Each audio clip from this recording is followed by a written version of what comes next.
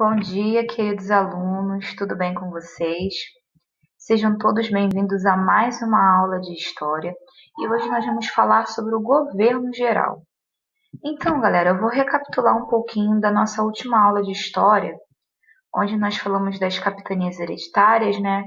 Que foi uma forma de governo que Portugal achou, né, melhor, onde ela dividiu 15 lotes de terras para 12 donatários. Só que por que Portugal, a coroa portuguesa, criou as capitanias hereditárias? Ela criou as capitanias hereditárias, distribuindo aos donatários, porque eles não tinham dinheiro para poder cuidar e fazer aqueles pedaços de terras prosperarem, né? Produzirem, fazerem aquela terra virar dinheiro. Como vocês podem lembrar, só duas capitanias prosperaram, que foi a capitania de São Vicente e a capitania de Pernambuco. E vai ser a partir dessas duas capitanias, e para fazer com que elas não deixassem de prosperar, que surgiu o governo geral, tá? E no meio desse governo geral, né, vocês vão ver tantas outras coisas. Aqui eu botei uma imagem que está escrito assim: não podemos errar novamente, porque eles já tinham errado com a capitania hereditária. Ou os brasileiros vão acabar falando francês. Por que os brasileiros vão acabar falando francês? Lembra que dos pontos negativos da capitania hereditária, por que não deu certo, é porque estava tendo a invasão de ingleses e franceses, tá? Porque senão eles iam acabar sendo colonizados, as nossas terras iriam ser colonizadas pelos franceses. Então criou um novo projeto, o projeto Governador Geral, o Governo Geral. Vamos ver o que é. O que foi o governo geral? O governo geral, assim também como a capitania hereditária, foi uma nova forma de governo e foi criada em 1548, tá? Gravem aí, foi criada em 1548. E qual é a intenção, gente? Era organizar e proteger as capitanias que ainda prosperavam na época, que era de São Vicente e Pernambuco. A sede do governo geral foi instalada na Bahia, em Salvador, no ano seguinte da sua criação, em 1549, porque naquela localidade é onde ficava mais próximo das capitanias, onde estaria o governo geral. Então, naquela localidade se encontravam as capitanias que o governador geral pudesse cuidar. Quais eram os objetivos? Para que foi criado o governo geral? Primeiro, tá, gente? Centralizar a administração das capitanias hereditárias. Para conseguir organizar essa forma de governo, eles tinham que centralizar, colocar num lugar só. Então, aquele lugar era o governo geral que ficava entre as duas capitanias que prosperaram. Depois, eles tinham que limitar a autonomia dos donatários, porque o governador geral, ele era o líder dos donatários. Então, eles tinham que dar as funções para os donatários, fazendo com que eles não tomassem toda a posse do lugar. Quem mandava era o governador geral. E também temos aqui harmonizar a relação entre os colonos, né, as pessoas que ali trabalhavam, e os indígenas. Nesse período do governo geral, eles queriam, o governador geral, né, eles queriam que os colonos e os indígenas vivessem bem, sem briga, porque nas capitanias hereditárias houve muitas guerras, né, muitas confusões. Esses são os três principais objetivos e eu preciso que vocês tenham atenção a eles, tudo bem? O que tinha que fazer o governador geral? O que o governador geral tinha que fazer nessa forma de governo geral?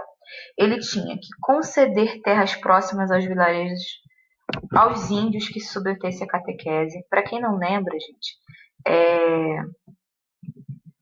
quando os governadores gerais, essas pessoas, esses líderes, né, do governo geral, eles davam um pedaço de terra próximo das vilas que eles construíram, era uma forma de harmonizar, quer dizer, ter uma boa relação entre os colonos e os indígenas. E esses indígenas que eram submetidos à catequese eram os indígenas que se permitiam aprender a ler, aprender sobre o catolicismo, tá? Da época. Depois eles tinham que incentivar a construção naval. O que seria incentivar a construção naval? A construção dos barcos, das canoas, das caravelas, na verdade, tá? Eles precisavam produzir toda essa embarcação. Depois, tinham que garantir o monopólio do pau-brasil para a coroa. Quer dizer, o que é monopólio? Só a coroa poderia lucrar, a coroa portuguesa poderia lucrar com a extração do pau-brasil, tá? Só a coroa ia poder lucrar. O monopólio é só aquele grupo lucrar com isso. E depois eles tinham que proibir o saque e a caça das aldeias indígenas. As pessoas que vinham de fora, ou então os colonos, eles não podiam tirar nada de onde, não podia tirar nada da aldeia indígena, nem poderia caçar os indígenas, tudo bem? Com a criação do governo geral, né, 3 cargos foram criados para poder ajudar o governador geral, senão ele não ia conseguir fazer isso sozinho. O provedor-mor, que ele é responsável pela arrecadação de recursos financeiros. Esse provedor-mor, ele recolhia todo o ouro, né? Todo o ouro não. Eles recolhiam parte do ouro ou de pedras preciosas que eram pagas em forma de imposto, tá? Pelos colonos que ali habitavam. Tudo bem? Os indígenas, nessa época, eles não pagavam essa arrecadação com metais preciosos, não. Alguns deles que tinham a moradia lá com as aldeias, eles pagavam como, assim, recolhimento de frutas, né, e tantas outras coisas. Então, o governador geral, ele tinha o provedor-mor, que ajudava a arrecadação dos recursos financeiros. Também tinha o ouvidor-mor, responsável pela justiça colonial. O que é a justiça colonial, gente? Aconteceu alguma coisa que deu errado, né? Um colono invadiu uma aldeia. O ouvidor-mor que ia lá e fazia justiça, decretava, né, alguma punição para aquela pessoa. E o capitão-mor, ele era responsável pela segurança. Então, o capitão-mor e o ouvidor-mor, eles trabalhavam muito juntos, tá? O ouvidor e o capitão sempre estavam juntos para poder conseguir a justiça colonial. E o capitão Mori, ele é responsável, né? Ele tratava da segurança interna e a manutenção da defesa da colônia. Então, se o ouvidor-mor, ele cuidava de tudo aquilo que poderia estar dando errado e fazia justiça, dava sentença, o capitão Mor, ele protegia toda a colônia, tá? Ele tinha um grupo, uma equipe, né? E ele tinha que combater qualquer mal que acontecesse naquela colônia. Tudo bem? Então, tendo entendido que o governo geral é uma nova forma de governo, já que as capitanias hereditárias, em sua maioria, não deu certo, o primeiro governador geral foi Tomé de Souza. Ele governou de 1549 a 1553. Vejam bem essa pessoa toda arrumada aí. Então, alguns são os acontecimentos do governo, de como foi o governo dele. E a primeira coisa que ele fez, assim que ele tomou posse do governo geral, ele fundou a primeira cidade e a primeira capital do Brasil, que foi Salvador. Salvador foi a primeira cidade e capital do Brasil, e isso aconteceu em 1549. Então, se algum dia eu precisar perguntar para vocês e perguntar qual foi a primeira capital do Brasil, vocês vão dizer Salvador. Hoje em dia, a capital do Brasil é Brasília, tá? Mas Salvador já foi a nossa capital. Depois, o segundo fato muito importante do governo de Tomé de Souza é que, junto com ele fez a criação do primeiro bispado brasileiro em 1551, 2 anos depois. O bispado era uma escola de bispos, líderes religiosos católicos, tá? Eles criaram o primeiro bispado, era como se fosse uma escola e um conselho de líderes religiosos, bispos católicos, e era chefiado pelo bispo Dom Pedro Fernandes Sardinha. Isso aconteceu 2 anos depois da criação da fundação da capital do Brasil. Outro fator importante, gente, esse é muito, muito importante, que com certeza cairá em algumas questões sobre essa matéria. Eles implantaram a pecuária, né? A pecuária e incentivaram o cultivo da cana-de-açúcar. Isso daqui vocês precisam estudar com muita atenção. Quarto fator relevante no governo dele foi a criação de gado, né? Bois, vacas, e isso ajudava, porque Com o tempo, não agora nesse período do governo geral, né? Mas eles tiravam leite, poderiam fazer outras coisas do leite da vaca, utilizar a carne para até se alimentar. Também teve a organização de expedições para entrar no interior à procura de metais preciosos. Então, dentro da nossa terra do Brasil, dentro das capitanias de São Vicente e Pernambuco, o Tomé de Souza ele criou algumas expedições, ele dividiu alguns grupos para poder entrar território adentro, para poder procurar os metais preciosos, né? Ouro, esmeralda, diamante. Só que olha aqui o que aconteceu, ó. Porém, sem sucesso. Eles fizeram essas expedições de busca por metais preciosos, mas no governo de Tomé de Souza não deu certo. Junto com Tomé de Souza vieram 6 jesuítas. O que eram jesuítas? Eram padres da Companhia de Jesus, eram padres, né? Líderes católicos. E esses jesuítas, eles eram chefiados por um padre português chamado Manuel da Nóbrega. Gente, Manuel da Nóbrega foi um dos grandes padres jesuítas que influenciaram a missão de catequizar os indígenas. O Manuel da Nóbrega ele foi responsável a ensinar os indígenas a ler, a escrever e a falar o português, tudo bem? Tendo terminado o governo de Tomé de Souza, que foi um governo muito próspero, chegamos agora ao nosso segundo governador-geral, que foi Duarte da Costa. Ele governou de 1553 a 1557. Também coloquei aqui alguns fatos relevantes da sua gestão, porém já deixo bem claro para vocês que esse homem aqui, Duarte da Costa, não fez um bom governo. Ele prejudicou tudo aquilo que Tomé de Souza conseguiu conquistar durante o seu período de gestão. Então, a primeira coisa que eu venho destacar sobre Duarte da Costa é que a sua administração foi considerada caótica, foi horrível, gente. Foram muitas guerras, muitas disputas, muitos massacres. E Duarte da Costa trouxe o seu filho, eu vou falar dele aqui embaixo. O governo dele não foi bom, foi muito ruim. Ocorreram choque entre os colonos. O que seriam choques? Brigas, batalhas entre os colonos e os índios devido ao problema de mão de obra. Que ele não soube organizar os cuidados com cana-de-açúcar e com gado. Lembra que Tomé de Souza ele implantou a questão da pecuária, a criação do gado, o cultivo da cana-de-açúcar.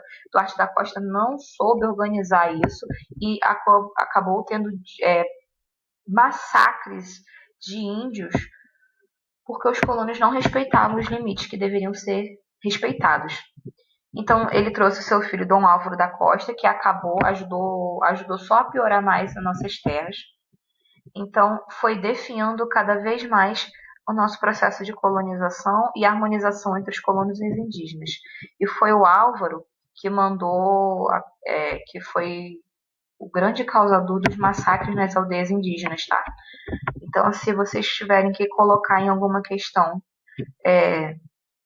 fato importante aconteceu na gestão, fato importante não, um fato negativo que aconteceu na gestão de Duarte da Costa. Vocês podem colocar que ele trouxe o filho dele, Dom Álvaro da Costa, e ele foi responsável por ter comandado o massacre nas aldeias indígenas.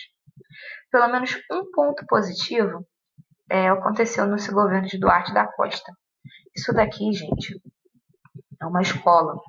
O governo dele, ele fundou, por isso que eu falo que o padre Manuel da Nóbrega foi um padre jesuíta muito importante, porque ele junto com Duarte da Costa, assim, o padre teve maior influência. Eles criaram o Colégio de São Paulo de Piratininga em 1554. Esse colégio abrigou muitos padres e também muitos índios também os índios mais civilizados passaram a frequentar essa escola. Tudo bem? Essa escola existe até hoje, galera, lá em São Paulo. E para vocês terem noção,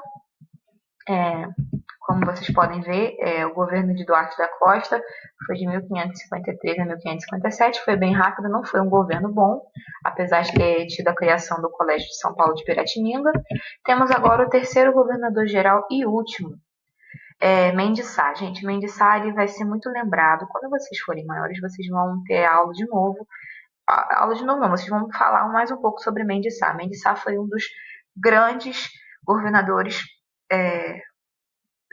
desse período da história do Brasil, e ele governou de 1558 a 1572. Então, como vocês podem perceber, Mendes Sá ele fez um bom governo durante muito tempo, e para vocês saberem, ele ficou até a sua morte, tá? 1572 foi quando Mendes Sá morreu. Primeira coisa que ele fez, já que Duarte da Costa deixou o nosso território brasileiro uma confusão. Já que existiam na época de Duarte da Costa os conflitos entre os colonos, haviam também invadido a nosso Rio de Janeiro, a nossa partezinha do Brasil, que no caso ali era o Rio de Janeiro, os franceses invadiram. Então o que ele fez? Primeira coisa que ele fez, ele expulsou os franceses junto com seu sobrinho Estácio de Sá. Estácio de Sá também, vocês vão pensar, tia, Estácio é faculdade. Então, a faculdade, a universidade que muitas pessoas podem estar estudando no momento, Estácio, né? Faculdade Estácio é em homenagem ao comandante Estácio de Sá, sobrinho de Mendes Sá. Ele veio junto com seu tio para o Brasil, né? Ele comandou, ele foi o líder dessa tropa que expulsou os franceses. Mendes Sá também ajudou a realizar a captura de alguns indígenas. Por que ele teve que capturar alguns indígenas? Quando Tomé de Souza, que foi o primeiro governador geral, ele queria que os indígenas e os colonos vivessem bem, até ali tudo aconteceu de uma maneira muito harmoniosa. Só que veio Duarte da Costa e virou aquele caos todo. Com aquela confusão, com os massacres, os indígenas se rebelaram contra o governador geral da época. Então, quando Mendes Sá chegou, ele precisou fazer a captura de alguns indígenas que não conseguiam mais viver harmoniosamente com os colonos. E com a captura de alguns indígenas, criou-se duas formas de organização lideradas. A primeira foi liderada pela coroa portuguesa, que foram as entradas. E as bandeiras vocês vão ver o que foi depois. As entradas, gente, foram organizadas pelo rei de Portugal e ela respeitava os limites demarcados pelo Tratado de Tordesilhas. As entradas foram expedições onde realizava a captura dos indígenas de forma organizada, sem invadir o território de ninguém, e faziam, infelizmente, com que esses indígenas se tornassem seus funcionários, entre aspas. E as bandeiras, elas foram organizadas por outras pessoas super egoístas que não respeitavam os limites do Tratado de Tordesilhas, porque, como vocês sabem, o Tratado de Tordesilhas foi um tratado que delimitava o nosso território entre Portugal e Espanha. E as bandeiras foram lideradas por pessoas que tinham interesses próprios, super egoístas, que capturavam os indígenas, porque naquele período eles começaram a explorar todo o nosso território em busca do ouro. Então, nas entradas, era uma coisa um pouco mais organizada.